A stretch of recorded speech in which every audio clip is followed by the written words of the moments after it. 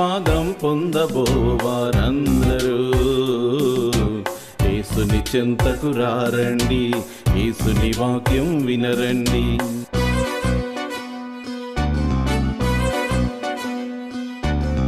ఆశీర్వాదం పొందబోవారందరూ యేసుని చెంతకు రారండి, యేసుని వాక్యం వినరండి. యేసే నీ రక్షకుడు, యేసే మన రక్షకుడు, యేసే లోక రక్షకుడు అని గ్రహించి నడవండి, మేలులు పొందండి. ఆశీర్వాదం పొందబోవారందరూ యేసుని చెంతకు రారండి, యేసుని వాక్యం వినరండి.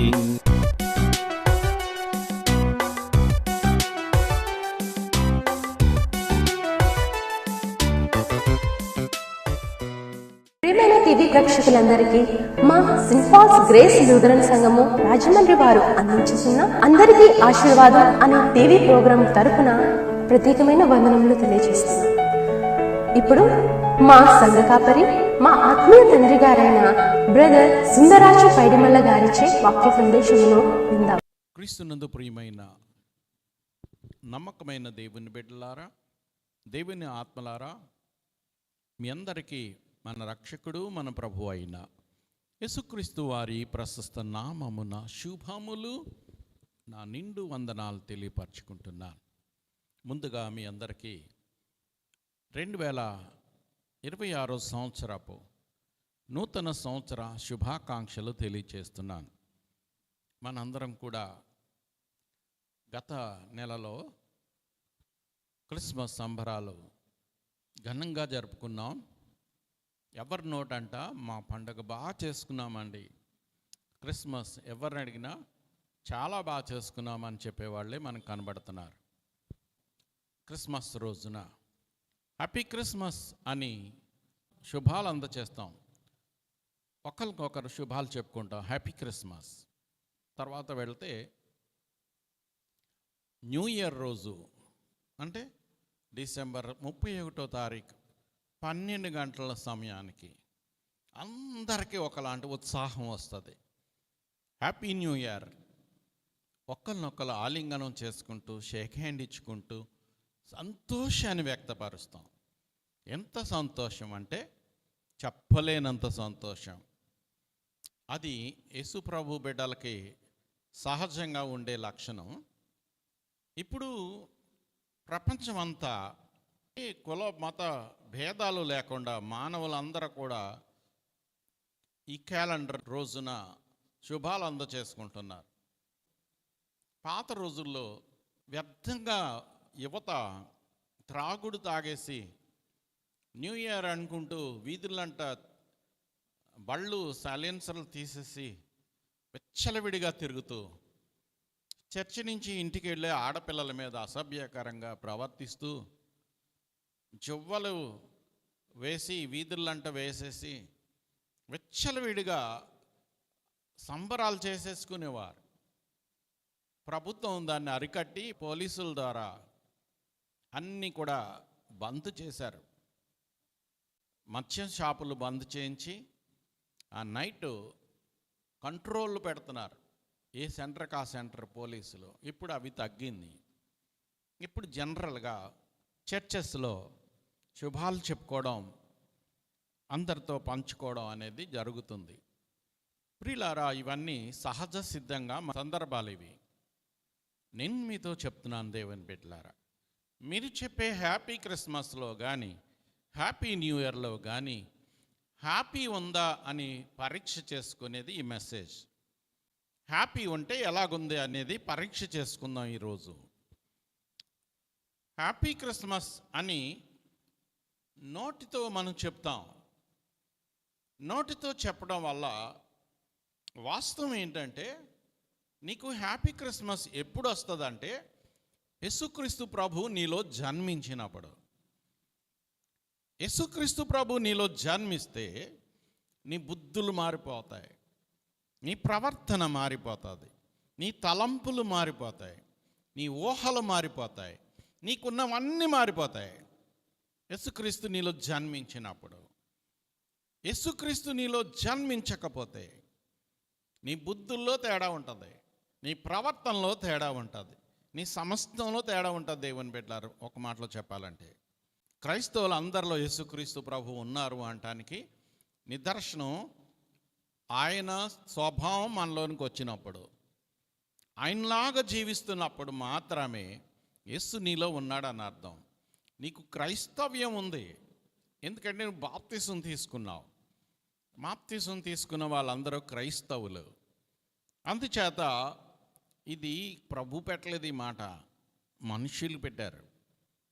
మొట్టమొదటిసారి శిష్యుల్ని అంతియోకయలో క్రైస్తవులని పిలువబడ్డారని పత్రికల్లో మనకు తెలియచేయబడుతుంది. అందుచేత బాప్తిసం పొందుకున్న వాళ్ళందరూ క్రైస్తవులు. యేసుక్రీస్తు వారైతే మోక్షానికి మార్గం తీసుకొచ్చారు, పరలోకానికి మార్గం మాత్రమే ఆయన ఈ భూమి మీదకి తీసుకొచ్చారు. మిమ్మల్ని క్రైస్తవులు చేయడానికి ప్రభు ఈ లోకానికి రాలేదు. చాలామందికి తెలుసు, కానీ మోక్షానికి వెళ్ళే మార్గాన్ని అన్వేషించరు. వచ్చిపోయే అతిథులుగా దేవాలయంలో గడుపుతానికి పనికొస్తారు. కొంతమందికి సెంటిమెంట్, చర్చికి వెళ్ళకపోతే ఈ వారం అంతా నాకు ఏదో అయిపోతుంది, చర్చికి వెళ్తే నాకు సమస్యలు తీరిపోతాయి. ఈ విధంగా చాలామంది అనుకుంటూ ఉంటారు. దేవుని బిడ్డలు, నువ్వు చర్చికి రావడం మంచి పరిణామం, శుభ సూచకం. అయితే చర్చికి వచ్చిన తర్వాత దేవుణ్ణి ధరించుకోవడానికి రావాలి. మందిరానికి దేవుణ్ణి ధరించుకోవడానికి రావాలంటే నీ తలంపుల్లో ఆ దృష్టి ఉండాల. నేను మందిరానికి వెళ్తున్నాను, మందిరానికి వెళ్ళి నేను ఏం లాభంతో ఇంటికి వస్తున్నాననే ప్రశ్న వేసుకోవాలి. మందిరానికి వచ్చావు అంటే నీలో యేసుక్రీస్తును ధరించుకోవడానికి వస్తున్నావు. అంతేకాని ప్రార్థన చేసుకొని దేవుడు ఏదో మనకు మేలు చేస్తాడు అన్న దానికి కాదు. నా ప్రియమైన దేవుని బిడ్డలారా, ఒక రాజుగారు పుట్టినరోజు అనౌన్స్మెంట్ చేశాడట. పుట్టినరోజు అనౌన్స్మెంట్ చేసి ఆ రాజ్యంలో ఉన్న ప్రజలందరికీ ఒక శుభవార్త వినిపించారు. ఏంటి ఆ శుభవార్త అంటే, ఈరోజు రాజుగారు పుట్టినరోజు సందర్భంగా రాజ్యంలో ఉన్న వాళ్ళందరూ కోటలో ప్రవేశించి మీకు నచ్చినది ఎంత విలువైందన్నా పట్టుకెళ్ళిపోండి. అనౌన్స్మెంట్ వచ్చింది, రాజుగారు ప్రకటిస్తే వాళ్ళు సంతోషించి, శుభవార్త కాబట్టి వచ్చారు, కోటలో ప్రవేశించారు. ఎవరికి నచ్చింది వాళ్ళు పట్టుకెళ్తున్నారు, ఎవరికి తోచింది వాళ్ళు పట్టుకెళ్తున్నారు. బంగారాలు, వైడూర్యాలు, వజ్రాలు వాటి మీద ఫస్ట్ పడ్డారు. అవి అయిపోయిన తర్వాత మిగతా వాటి మీద పడ్డారు. లేటుగా వచ్చిన వాళ్ళకి తక్కువ దొరికింది, ముందుగా వచ్చిన వాళ్ళకి ఎక్కువ దొరికింది. అందరూ కూడా సంబరపడుతూ, ఎంత గొప్ప రాజుగారు, ఎంత మంచి రాజుగారో, ఈ రాజుగారు ఇలా చేయలేదు, మా రాజుగారు కాబట్టి ఆయనకి ఎంత ప్రేమ మనం అంటే, అందుకే అని ప్రశంసిస్తూ జనరల్గా మనకు వచ్చేది అదే. ఎవరైనా పెడితే సంతోషపడతాం. అలాగా వీళ్ళు సంతోషపడుతూ సంబరపడుతూ వెళ్తుంటే ఒక అబ్బాయి అలా కూర్చొని ఆలోచిస్తున్నాడట. రాజుగారు అడిగారట, ఏమా అందరూ తలకోటి పట్టుకెళ్తుంటే నువ్వేంటి అలా ఖాళీగా కూర్చున్నావు? నీకేం అక్కర్లేదా? నీకు అన్నీ ఉన్నాయా? వచ్చిందెందుకు? ఏదో పట్టుకెళ్ళడానికి కదా, రాకపోయినా పర్వాలేదు, వచ్చావు ఏదో ఒకటి పట్టుకెళ్ళు అని రాజుగారు చెప్తున్నారట. ఎస్ రాజుగారు, నేను పట్టుకెళ్తానండి. నేను పట్టుకెళ్ళేది ఎవ్వరూ పట్టుకెళ్ళలేరండి, ఇక్కడున్న వాళ్ళు ఎవ్వరూ పట్టుకెళ్ళలేరండి. ఎందుకంటే విలువైన వస్తువు నాకు తెలుసు, వాళ్ళకి తెలియదు. అందుకు నేను ఆ విలువైన వస్తువు మీద దృష్టి సారించాను. ఏంటి బాబు నీకు తెలిసిన విలువైన వస్తువు అంటే, రాజుగారు మీరే అని చెప్పి రాజుగారిని కౌగిలించుకున్నాడట, అమాంతం పట్టేసుకున్నాడట. రాజుగారు, నాకు మీరే కావాలా? మీరు వస్తే ఇవన్నీ నావే కదా, అన్నీ నావే కదా. ఆ అబ్బాయి తెలివికి రాజుగారు ఆశ్చర్యపోయాడట. అందరూ ఆశ్చర్యపోయారట. వస్తువులు పట్టుకెళ్తున్న వాళ్ళు, అయ్యో మాకెందుకు ఈ తెలివి రాలేదు, ఆ కుర్రోడికి వచ్చిన తెలివి మాకెందుకు రాలేదు అని వాళ్ళందరూ కూడా ఆశ్చర్యపోయారట. ఆ రాజుగారు సంపాదించుకోవడం వలన ఈ అబ్బాయికి ఏం లోటు ఉంటుందని చెప్పండి? తిండికి లోటు ఉంటుందా, వస్త్రానికి లోటు ఉంటుందా, గౌరవానికి లోటు ఉంటుందా, దేనికి లోటు ఉంటుంది? రాజుగారు ఇచ్చిన అనౌన్స్మెంట్ని తెలివిగా వాడుకొని రాజుగారినే సంపాదించేసుకున్నాడు ఈ యవనస్తుడు. దేవుని బిడ్డలారా, నీ ప్రభు ఇచ్చిన అనౌన్స్మెంట్కి నువ్వు మందిరానికి వస్తున్నావు. నీ ప్రభు ఇచ్చిన అనౌన్స్మెంట్ ఏంటంటే, ప్రయాసపడి భారము మోసుకొనుచున్న వారలారా నా యొద్దకు రండి, నేను మీకు విశ్రాంతినిస్తాను అన్నాడండి. ఎంత మంచి అనౌన్స్మెంటో ఇది, ఎంత మంచి అనౌన్స్మెంటో. ప్రయాసపడి భారము మోసుకున్న వారంటే ఎవరో? భారానికి ఉన్నటువంటి అర్థం పాపభారం. ఈ భూమి మీద ఉన్న బరువులు కాదండి, కూలివాళ్ళు మోసే బరువులు కా. నీవు మోస్తున్న పాప బరువు. నీ బరువు ఈ లోకాన్ని విడిచిపెట్టి వెళ్ళాక పాతాళంలోనికి వెళ్ళిపోతుంది. ఎందుకంటే నీ ఆత్మ తేలిక, నీ ఆత్మ గాలి. ఆ గాలి తేలిగ్గా ఉంటే పైకి వెళ్తుంది, ఆ గాలి బరువుగా ఉంటే కిందకి వెళ్ళిపోతుంది. గ్యాస్ బుడగకి రాయి కట్టండి, పైకి వెళ్దు. ఆ గ్యాస్ బుడగే ఆ రాయితో వదిలితే కింద పడిపోతుంది. మీకు అర్థమవడానికి చెప్తున్నాను దేవుని బిడ్డలారా. ఆ రాయి కట్ చేసి గ్యాస్ బుడగను వదలండి, పైకి వెళ్ళిపోతుంది. ఎంతవరకు వెళ్తుంది అంటే వెళ్తుంది. నీ ఆత్మ పరిస్థితి అదే దేవుని బిడ్డలారా. ఇక్కడికి వచ్చి నువ్వు చేయవలసింది ఏంటంటే, నీ బరువు దించుకోవడానికి. బరువు దించుకున్నప్పుడు ప్రభు నీలో ప్రవేశిస్తాడు. ఆహ్వానించుకోవాలి నీ ప్రభువుని. ప్రభువా నువ్వు నాకు కావాలా, ప్రభువా నువ్వు నాకు కావాలా. ఎప్పుడైతే ప్రభు నీలోనికి వస్తాడో అది నీకు హ్యాపీ క్రిస్మస్, అది నీకు హ్యాపీ క్రిస్మస్. ప్రభువుని ఆరాధించడానికి ఇక్కడికి వస్తున్నావా, నువ్వేం చేయాలా? నీ బరువు దించుకోవాలా. నీ బరువు దించుకుంటే నీకు హ్యాపీ క్రిస్మస్ దేవుని బిడ్డలారా. కాబట్టి ప్రియులారా, మీరు మందిరానికి ఎందుకు వస్తారో మీకే తెలియదు. చాలామంది మందిరానికి వచ్చి పాపం చేయడానికి వస్తూ ఉంటారు. పరిశుద్ధ పరచబడడానికి రావాలి కానీ పాపంతో ఇంటికి వెళ్ళడానికి రాకూడదు. మీరు చెరువులో కానీ స్నానం చేయడానికి వెళ్ళి మురుకుతో బయటకు వచ్చారనుకోండి, నవ్వుతారు సమాజం. మురుకుతో వచ్చాడు ఈడు, స్నానం ఎందుకు చేయడం అంటారు. అక్కడ స్నానం ఎందుకు చేయడం, మురుకుతో ఎందుకు రావడం? నువ్వు దేవాలయానికి రావాలంటే అపవాది నిన్ను చాలా ఆటంకాలు పెడతాడు దేవుని బిడ్డలారా. అపవాది నీ చాలా ఆటంకాలు పెడతాడు. అప్పుడే చుట్టాలు వస్తారు మీ ఇంటికి. వాళ్ళకి ఏదో ఏర్పాట్లు చేయడానికి దేవాలయానికి మానేస్తావు. ఒకవేళ వస్తే లేటుగా వస్తావు మనసు ఉంటే. అదే టైంకి నీకు ఏదో అనారోగ్యం చేస్తుంది. అదే టైంకి మీ ఇంట్లో వాళ్ళు ఎవరికో అనారోగ్యం చేస్తుంది. వెంటనే నీ మీద ఆ ఇన్ఫ్లుయెన్స్ పడుతుంది. పడి నువ్వు దేవాలయానికి దూరం అయిపోతావు. నెక్స్ట్ వీక్ వెళ్ళొచ్చులే, తర్వాత వెళ్ళొచ్చులే, ఇలాంటి తలంపులు నీకు వస్తుంది. ఎందుకంటే నీ ప్రభు నీకు ఎంత లోకువో. అదే టైంలో నీకు గవర్నమెంట్ వారు స్థలాలు ఇస్తున్నారు, ఇన్ని గంటలకు రావాలా. లేకపోతే గవర్నమెంట్ వారు రేషన్ డిపోలో వచ్చిన వాళ్ళందరికీ 10,000 ఇస్తున్నారు, లేకపోతే 1,000 రూపాయలే ఇస్తున్నారు అంటే ఆ టైం చూసుకుంటావు. ఇంకా చెప్పాలంటే 1 గంట ముందో 2 గంటల ముందో క్యూలోకి వెళ్ళిపోతావు. ఎందుకు? వచ్చే లాభాన్ని బట్టి. అప్పుడే నీ చుట్టాలు వస్తాయి. అప్పుడు నువ్వేం చేస్తావంటే, అమ్మ మీరు కూర్చోండి, మీరు నీలాగా వెళ్ళొస్తాం. అప్పుడే నీ ఇంట్లో వాళ్ళు ఎవరికైనా ఒంట్లో బాగాలేదనుకోండి, ఎవరో ఒకరికి అప్పగించి నీకు వచ్చే లాభాని కోసం వెళ్ళిపోతావు. భూలోక సంబంధించిన లాభం ఇది, పరలోక సంబంధించిన లాభం. అందుకు నీకు మందిరం యొక్క విలువ తెలియదు. నీ జీవితాన్ని మార్చే దేవుడు, నీ బ్రతుకును సరిదిద్దే దేవుడు, నీకు సమస్తాన్ని ఇచ్చే దేవుడు, నీకు ప్రాణం ఇచ్చిన దేవుడు, నీ బ్రతుకులో ఆనందాన్ని ఇచ్చే దేవుడిని నిర్లక్ష్యం చేస్తున్నావంటే ఎంత అమాయకంగా మనం జీవిస్తున్నామో ఒకసారి ఆలోచన చేయండి దేవుని బిడ్డలారా. ముఖ్యంగా క్రైస్తవులు, దేవుని బిడ్డలు, కాలక్షేపపు క్రైస్తవులుగా సాతాను మన జీవితాలతో ఆడుకుంటున్నాడు. అందుకు నువ్వు మందిరానికి వస్తావు. చాలామంది యువత దేవాలయంలో కూర్చొని సెల్ ఫోన్లతో ఆడుకుంటూ ఉంటారు. స్త్రీల సమాజం వారు, వాళ్ళేమో ఖరీదైన దుస్తులు, నగలు తీసుకొచ్చి ప్రదర్శన పెడతారు. అక్కడ మందిరంలో ప్రదర్శన పెట్టారు, పోని పర్వాలేదు, ఎందుకంటే దేవుడు ఇచ్చాడు, వాడుతున్నారు, మంచిదే. ప్లస్ అది ఎవరైనా చూస్తున్నారా లేదా అని గమనించుకునే వాళ్ళుగా ఉంటారు. ఎవరైనా చూస్తే వీళ్ళకి ఎంత సంతోషమో, అమ్మ నీ చీర ఎంత బాగుందో అంటే లోపల పంచభక్ష పరిమాణాలు తిన్నంత ఆనందం వేసేస్తూ ఉంటుంది. అమ్మ నీ నగలు ఎక్కడ చేయించు ఎంత బాగుంది అంటే మురిసిపోతూ ఉంటారండి. పక్క వాళ్ళతో ఊసలాడుకుంటారు మందిరంలో. నీలో యేసు ప్రభు జన్మించాడా లేదా అర్థమవుతుంది ఇప్పుడు నీకు. ఇలాంటి వారితో దేవుడు ఈరోజు మాట్లాడుతున్నారు. ఇలాంటి యువతతో దేవుడు నీతో మాట్లాడుతున్నాడు. మందిరానికి రావడానికి సాతాను చాలా ఆటంకాలు పెడతాడు. వాటిని జయించి వచ్చావు మందిరానికి.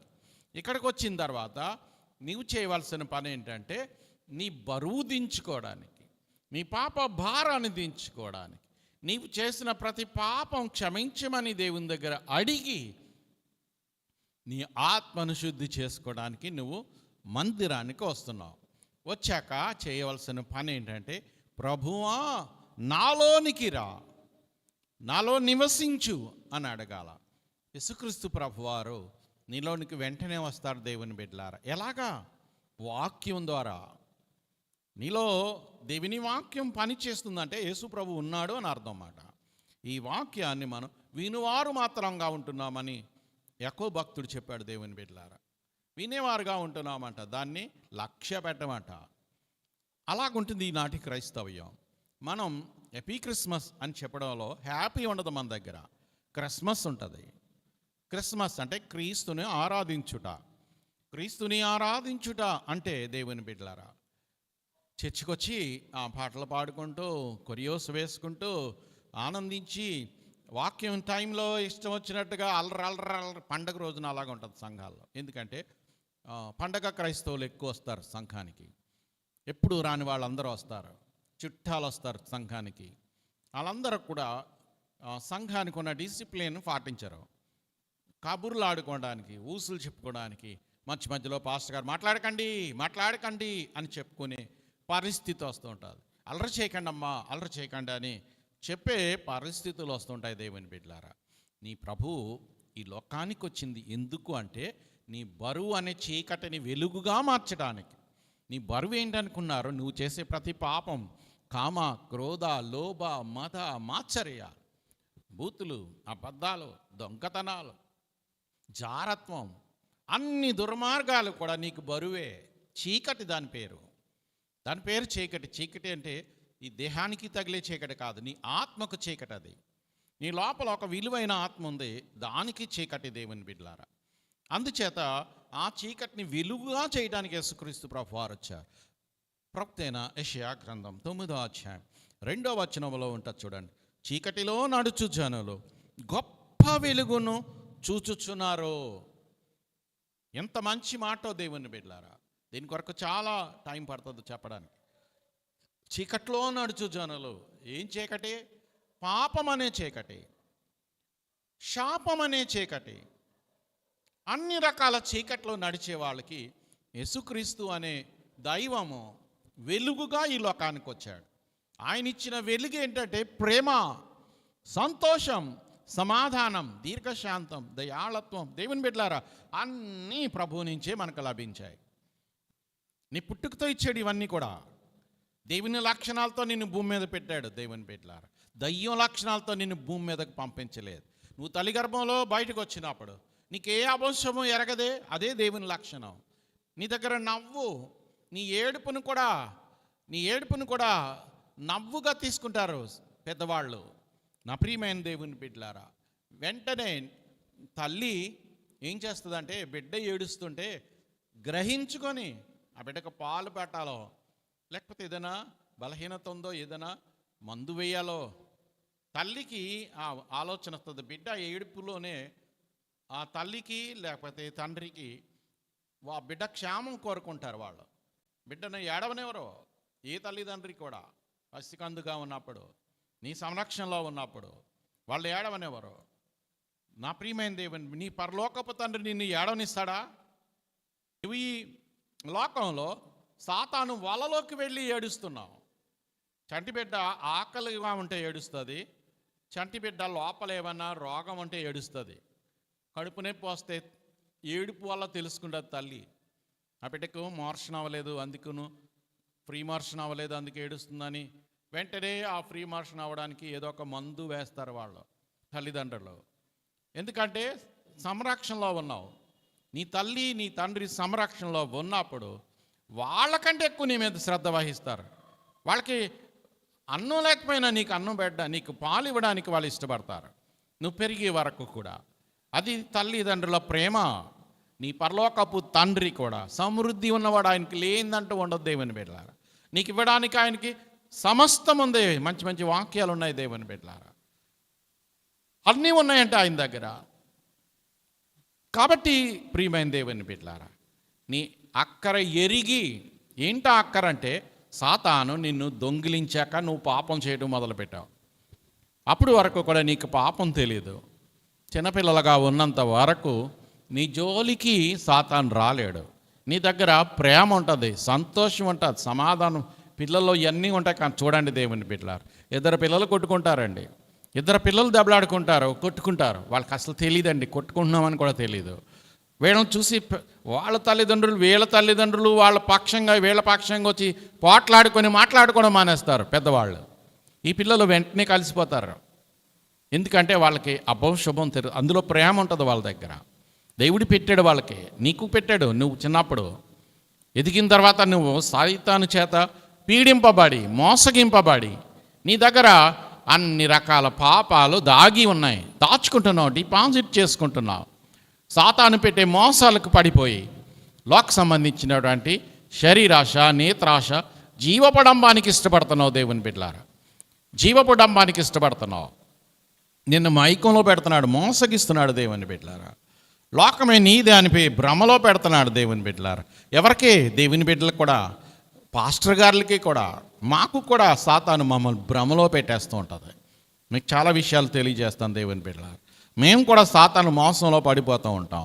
మెలకుగా ఉన్నప్పుడు మాత్రమే మాకు తెలుస్తుంది ఇది సాతాను కుట్ర, కుతంత్రం అని.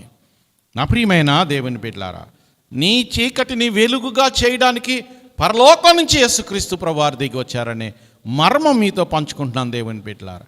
నీ చీకటిని వెలుగుగా చేయడానికి, అంటే నీ బాల్య దినములందు నీకు దేవుడిచ్చినటువంటి వెలుగును నువ్వు సాతాను మోసంలో పడి చీకటిగా మార్చుకున్నావు.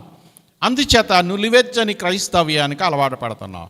రక్షణ పొందుకున్నవాడంటే రీబార్న్, తిరిగి జన్మించుట అంటే నీ పాతవన్నీ గతించిపోవాలా, నీ పాతవన్నీ సమసిపోవాలా, అవి నీ దగ్గర ఉండకూడదు. కానీ బాప్తిసం పొందుకుంటున్నావు, క్షమాపణ పొందుకుంటున్నావు, నీ పాతవన్నీ నీ లోపల దాచుకుంటున్నావు. నీ పాత బూతులు, నీ పాత రోగ సాతానుకు లక్షణాలు, దొంగతనం, వ్యభిచారం, ఇవన్నీ కూడా పాతవి. ఇవి నువ్వు రీబార్న్, తిరిగి జన్మించాక అవి పాతి పెట్టబడాలా, చంపేయాలి వాటిని. నువ్వు దాన్ని ఇంకా బ్రతికినివ్వకూడదు. నీలో బ్రతకనివ్వకుండా పాతేయాల దాన్ని. ఎలాగా? యేసు రక్తంలో వాక్యంతో పాతేయాల, దేవుని వాక్యంతో పాతేయాల దేవుని బిడ్డల.